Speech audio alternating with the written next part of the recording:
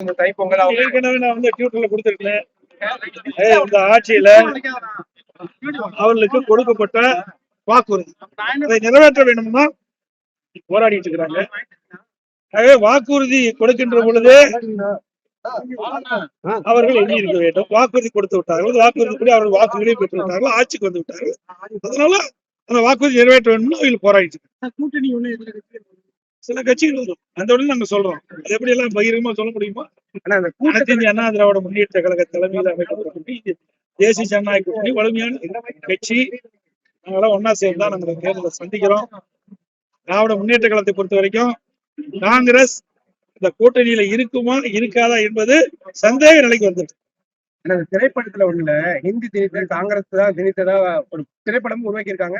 அது மைய கருத்து வந்து ஆனா அவங்களுடைய தொடர்ந்து கூட்டணியில் இருக்காங்க. திரைப்பட காட்சி திரைப்படத்துல பொழுதுபோக்குவதற்காக காட்சி புரியுதா? அப்பொழுது அதிமுகவும் பிரியல. அதிமுக திமுக என்று தனித்தனி கட்சியில ஒரே கட்சியா தான் இருந்தது. புரியுதா? மொழிப்போர் தியாகிகளுக்கு நாங்கள் அவர்களுக்கு அஞ்சலி செலுத்தும் 25ஆம் தேதி வருகின்ற 25ஆம் தேதி நாங்க வந்து அவர்களுக்கு அஞ்சலி செலுத்தும் கூட்டமே நடத்தணும். அந்த காலகட்டம் வேற. இந்த காலகட்டத்துல இன்னைக்கு படமா எடுத்திருக்கிறாங்க. ஆக அதை வைத்து நாங்க வந்து எதுவுமே கருத்து சொல்ல இயலாது. அந்த கால சூழ்நிலையில நம்முடைய முன்னோர்கள் தமிழ் மொழியை காப்பதற்காக அவர்கள் போராடிங்க. புதிதாக அறிவிச்சிருக்க ஓய்வு திட்டத்துல வந்து அரசு ஊழியர்கள் பாதிக்கப்பட்டதா வந்து குற்றச்சாட்டு வச்சிருக்காங்க. இப்ப பழைய ஓய்வு திட்டமா வேணும் இருக்காங்க. அதாவது இந்த ஓய்வு திட்டத்தையே ஒரு நாடகம், உறுதியளிக்கப்பட்ட ஓய்வு திட்டம் அறிவிச்சிருக்கிறாங்க. ஏற்கனவே மத்திய அரசு அறிவிக்கப்பட்ட திட்டத்தை அப்படியே பூசி ஒரு நன்மை வைக்கிற மாதிரி ஒரு நாடகத்தை இன்றைய முதலமைச்சர் அரங்கேறியிருக்கிறார். ஏற்கனவே மத்திய அரசு அறிவிக்கப்பட்ட ஓய்வு திட்டத்தை தான் இந்த அரசும் அறிவிச்சிருக்கு. வேற என்ன புதுசா எதுவுமே இல்லை.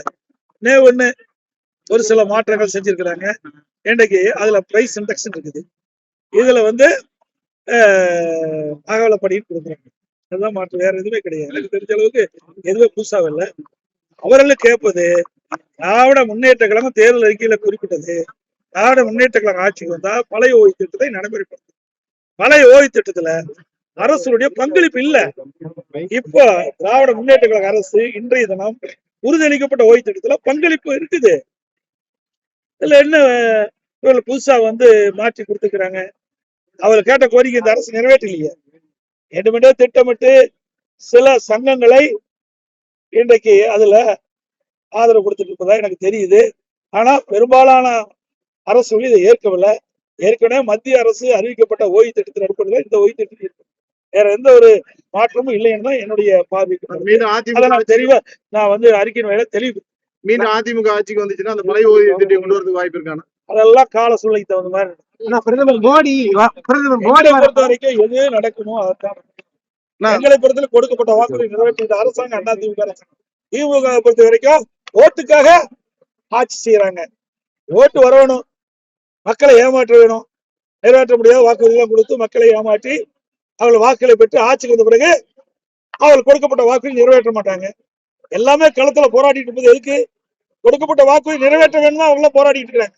French Express Courier Private Limited, Domestic International Cargo. உங்கள் இல்லம் தேடி வந்து கொரியர் புக்கிங் டெலிவரி செய்து தரப்படும். என்றும் உங்களுடன் மை இந்தியா. முக்கிய செய்திகளை உடனுக்குடன் தெரிந்து கொள்ள சப்ஸ்கிரைப் பண்ணுங்க, பெல் பட்டனை பிரஸ் பண்ணுங்க. என்றும் உங்களுடன் மை இந்தியா.